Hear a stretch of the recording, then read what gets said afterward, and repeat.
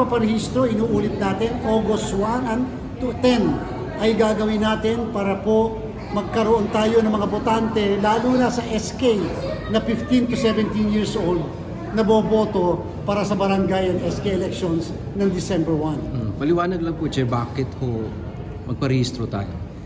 Una po muna, kinakailangan tayo mag-resume ng registration sapagkat nung pong pag-postpone namin, nung hindi na namin itinuloy dapat ang registration ng July 1 to 11, sapagkat we are assuming, dahil nga sa nagkaroon ng Bicameral Conference Committee, na wala ng eleksyon sa barangay SK ngayon December 1. Kaya lang, unfortunately, hanggang ngayon kasi ay naghihintay pa rin tayo sa kung magkakaroon ng batas. Napakahirap po. Kasi pag yan biglang natuloy sa December 1, o kaya naman biglang merong restraining order sa amin para ituloy ang eleksyon sa December 1, wala po tayong botante makakaboto ng kabataan kasi 15 to 17 po kinakailangan iparehistro natin sa buong bansa.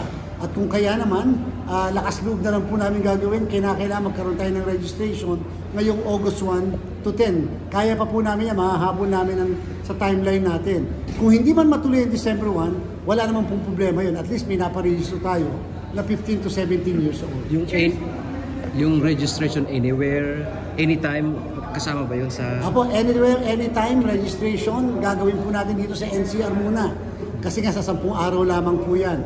And therefore, asahan nyo po yung aming katulad na pinangako, magkakaroon tayo ng registration anywhere, anytime. Sa ilang pili na hospitals, ilang pili na lugar kung saan nandiyan mga call centers, ilang pili na mga bus transport terminal, at iba pang mga matataong lugar, kahit po sa airport, gagawin natin yung registration anywhere, anytime, kahit sa gabi.